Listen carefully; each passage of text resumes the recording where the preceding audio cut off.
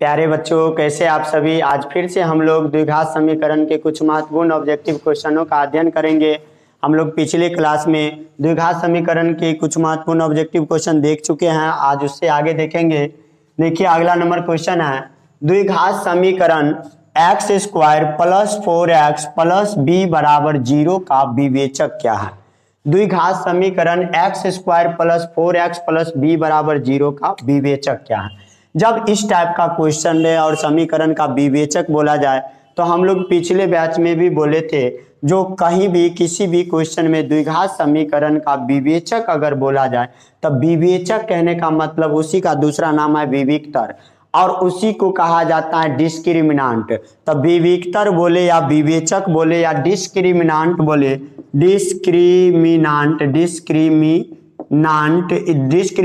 बोले या विविक्तर बोले या विवेचक, इस सब का मतलब एक ही होता है। तो जब भी मुझे कोई द्विघात समीकरण का डिस्क्रिमिनांट पूछा जाए या विवेचक पूछा जाए या विविक्तर पूछा जाए तो उसके लिए फॉर्मूला होता है, डिस्क्रिमिनांट मींस विवेचक को डी से सूचित किया जाता है, इसी को विवेचक कहा जाता है, डी को विवेचक कहा जाता है। और विवेचक बराबर फॉर्मूला होता है B square minus 4ac, B square minus 4ac। तो मुझे निकालना है डिस्क्रिमिनांट मींस विवेचक या विविक्तर, तब बी स्क्वायर माइनस 4ac मतलब कोई द्विघात समीकरण का सामान्य रूप क्या होता है, A X square plus B X plus C बराबर 0। तो x के पीछे जो रहता है वो b होता है। तो x के पीछे क्या है, 4 है, तो 4 का स्क्वायर अब माइनस 4a, x स्क्वायर के पीछे जो रहता है वो a होता है। तो x स्क्वायर के पीछे नहीं कुछ है तो 1 है, तो 4a और c के जगह पे b, तो ये हो गया। अब देखिए 4 का स्क्वायर मतलब 4 का स्क्वायर 4 चौका 16, आइए देखिए माइनस 4 एकम 4 गुना b 4b, तो 16 माइनस 4b हो गया। 16 माइनस 4b कौन ऑप्शन में है, तो इसमें है, तो ये आंसर सही हो जाएगा। अगला नंबर क्वेश्चन है, द्विघात समीकरण x square plus x plus 5 बराबर 0 के मूलों की प्रवृत्ति। हम पिछले क्लास में भी बताए थे, मूलों की प्रवृत्ति 3 टाइप से देखा जाता है, 3 प्रकार से। हम डी निकाल के मतलब विविक्तर या विवेचक निकाल के देखते हैं मूलों की प्रवृत्ति। विविक्तर या विवेचक का फॉर्मूला अभी जस्ट हमने पढ़े हैं, विविक्तर या विवेचक को डी से सूचित किया जाता है और डी बराबर बी स्क्वायर माइनस 4ac होता है।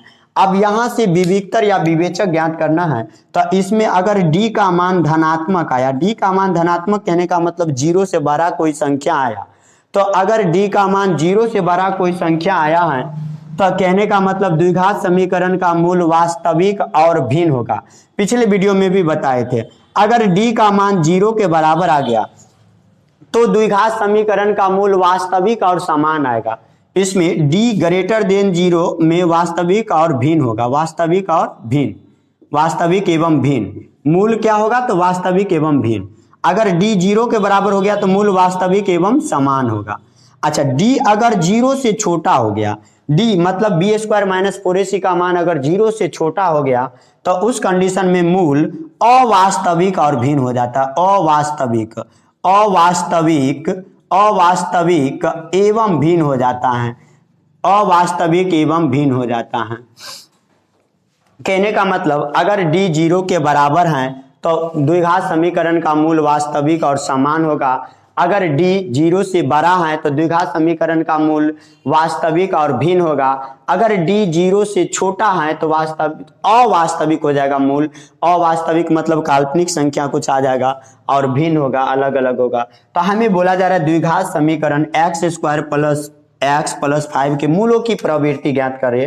तो ज्ञात करना है, देखिए सबसे पहले तो जो समीकरण दिया गया, क्या दिया गया, x square plus x plus 5 बराबर 0। इसका देखिए द्विघात समीकरण का पहले सामान्य रूप जरूर लिख लेंगे, तब ने पता चलेगा ए क्या है, बी क्या है, सी क्या है। तो देखिए ए मतलब एक्स स्क्वायर के गुणांक नहीं कुछ है तो 1, बी मतलब एक्स का गुणांक नहीं कुछ है तो 1, फिर सी मतलब कांस्टेंट हो गया।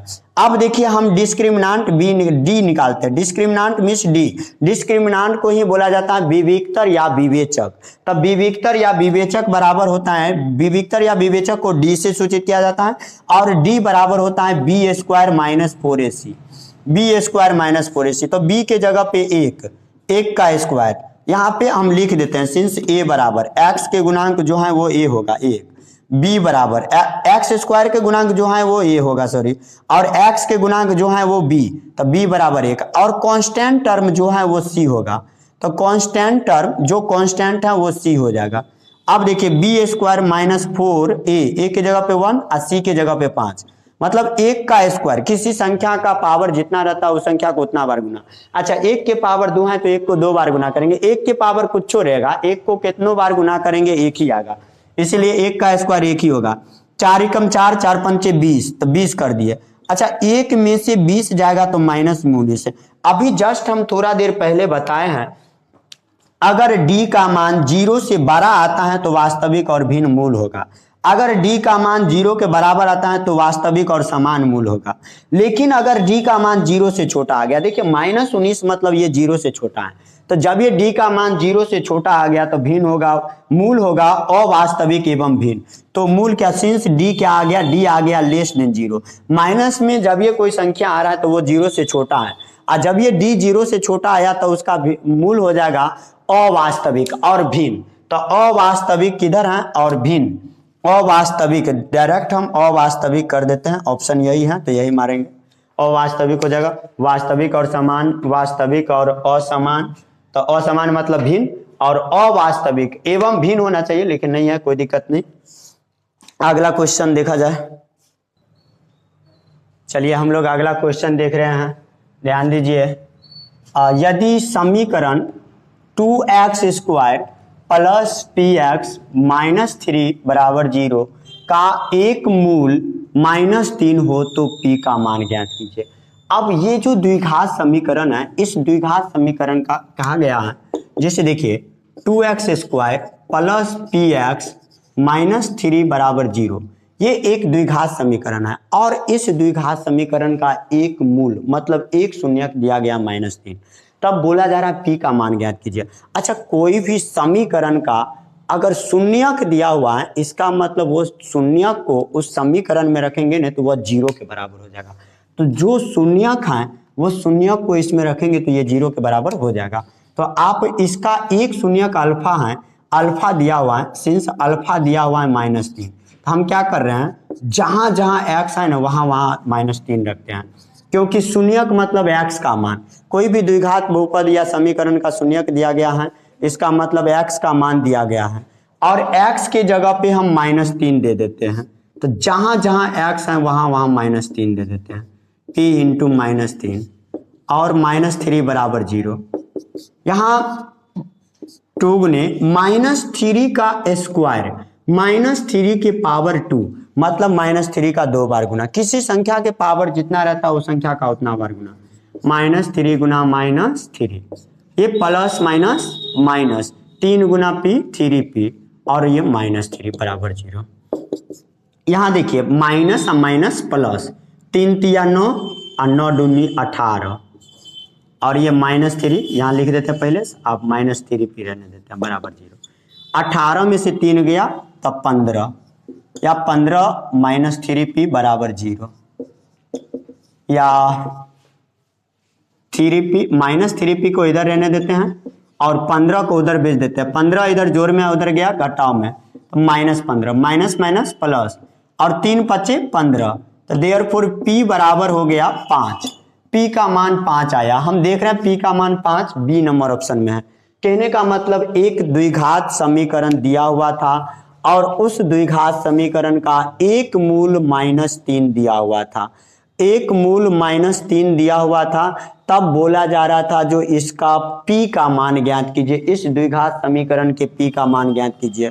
तो हमने क्या किए, इस द्विघात समीकरण में जहां जहां x था, x के जगह पे -3 दे दिए, x की जगह पे -3 दे दिए, जहां जहां x था वहां वहां -3 दिए। तो हम x मतलब एक शून्यक -3 था, तो एक शून्यक मतलब अल्फा मान लिए -3, और ये जो द्विघात समीकरण है, इस समीकरण में x जहां जहां है वहां वहां -3 दे दिए। तो -3 का स्क्वायर प्लस p इंटू -3 और -3 बराबर 0। तो 2 इंटू -3 का स्क्वायर मतलब -3 गुना -3 2 बार करेंगे, और ये p इंटू -3 है, मतलब -3 इधर कर दिए, p इंटू -3, तो देखिए प्लस माइनस माइनस, 3 गुने पी 3p। अब -3 बराबर 0 कर दिया। यहाँ पे माइनस माइनस प्लस, 3 तिया 9, 9 दूनी 18 कर दिया। अब इसको देखिए 18 में से 3 गया 15, 15 इधर जोड़ में था उधर गया घटाव में, और माइनस माइनस प्लस हो गया, 3 पचे 15, पी का मान 5 आया। अगला क्वेश्चन है, यदि समीकरण x² माइनस kx प्लस 4 का कोई मूल वास्तविक न हो तो k का मान ज्ञात कीजिए। एक क्वेश्चन बहुत जबरदस्त क्वेश्चन है, ध्यान दीजिए। x² माइनस kx प्लस 4 एक समीकरण है। ये समीकरण जब बोला जा रहा है तो इसके बराबर में 0 होना चाहिए। समीकरण के बराबर में 0 होता है। समीकरण इतना का कोई हल, x² माइनस kx प्लस 4 बराबर 0, ये एक समीकरण है। कहीं भी समीकरण अगर बराबर चिन्ह नहीं है तो वो समीकरण नहीं कहलाएगा, बराबर चिन्ह होना चाहिए। का कोई मूल वास्तविक नहीं हो। अच्छा, ये द्विघात समीकरण है। अगर इसका बोला जा रहा है कोई मूल वास्तविक नहीं हो, तो कहने का मतलब अगर द्विघात समीकरण का मूल वास्तविक नहीं है तो वह अवास्तविक होगा। और अवास्तविक कब होगा? जब d लेस देन 0 होगा। क्वेश्चन में बोला गया है जो मूल वास्तविक नहीं हो, तो मूल वास्तविक कब नहीं होगा? जब d लेस देन 0 होगा, d 0 से छोटा होगा। देखिए ये वाला सिंबल में क्या होता है, और ये वाला सिंबल में जिसे a और b दिया है, तो जिधर ये फैला हुआ है ये बड़ा होता है, जिधर सिकुड़ा हुआ है ये छोटा। ये ग्रेटर देन, ये लेस देन, ऐसे हम बोल सकते हैं a ग्रेटर देन b। अगर ऐसे हैं तो a लेस देन b। और अगर यहाँ पे हम इक्वालिटी दे करके लिखेंगे ऐसे करके, तो a ग्रेटर देन और less equal to, a greater than और इक्वल टू b, और यहाँ पे ऐसे करके लिखेंगे तो a लेस देन और इक्वल टू b, ऐसे बोल सकते हैं। तो जिधर फैला हुआ है वो बड़ा। तो देखिए अभी 0 बड़ा है किससे? d से, मतलब d छोटा है 0 से, मतलब d माइनस में होना चाहिए। तो यहाँ पे देखिए d का मान क्या होता है? विविक्तर या विवेचक द्विघात समीकरण में आप देखे होंगे d का मान होता है, d का फार्मूला होता है b² माइनस 4ac। d का फार्मूला क्या होता है? b² minus 4ac। तो हम d के जगह पे b² माइनस 4ac दिया। अच्छा, b कितना है? माइनस के है, क्योंकि x के गुणांक जो होता है वो b होता है। देखिए द्विघात समीकरण का सामान्य रूप हम बार बार लिखते हैं जो आप लोग अच्छा से समझ पाए। अभी देखिए x के गुणांक जो है वो a, x² के गुणांक जो है वो a, x के गुणांक जो है वो b, कांस्टेंट टर्म c। तो देखिए x के गुणांक माइनस के, तो हम k के b के जगह पे माइनस के का होल स्क्वायर 4 लिख दिए। 4 a के जगह पे देखिए x² का गुणांक है, इधर x² के पीछे नहीं कुछ है तो 1, 4a c के जगह पे 4 और लेस देन 0 ये कर देंगे। अब देखिए माइनस का स्क्वायर भी प्लस, k का स्क्वायर k² माइनस 4 चौका 16 इज लेस देन 0। अब यहां पे हम लिखेंगे k² इज लेस देन, ये 16 इधर घटाव में है, इधर आएगा जोड़ में। अब या k² इज लेस देन 4 का स्क्वायर, 16 को लिख सकते हैं 4 का स्क्वायर। एक बहुत जबरदस्त रिजल्ट बताने वाले हैं, उसको आप लोग थोड़ा ध्यान से देखिए। जब कहीं भी अगर x² is less than a² है तो इसमें क्या हो जाता है? x का मान -a से +a तक हो जाता है। अगर यहाँ इक्वालिटी रहेगा तो इक्वालिटी भी दे देंगे, नहीं रहेगा तो नहीं देंगे, कोई दिक्कत नहीं। x² लेस देन a² अगर रहता है तो x का मान a के निगेटिव से पॉजिटिव तक हो जाता है, यहाँ b नहीं देंगे, a -a से +a तक। अगर x² a² से छोटा हो तो x का मान -a से +a तक। लेकिन इसी जगह पे अगर x² a² से बड़ा हो तो उस कंडीशन में x बड़ा वाला से बड़ा हो जाता है और x छोटा वाला से छोटा हो जाता है, माइनस वाला से छोटा और प्लस वाला से बड़ा हो जाता है। लेकिन यहाँ पे क्या है? k² a² से छोटा है, तो जब ये छोटा है तो k का मान क्या होगा? -a से +a तक। मतलब a के जगह पे अभी 4 है तो -4 से +4 तक। आप देख लीजिए -4 से +4 किस ऑप्शन में है? तो C नंबर ऑप्शन में है। आज की क्लास इतने पे एंड किया जा रहा है। अगला क्लास अगला वीडियो में देखेंगे। आप लोग वीडियो देख करके थोड़ा सब्सक्राइब और लाइक कर दीजिएगा।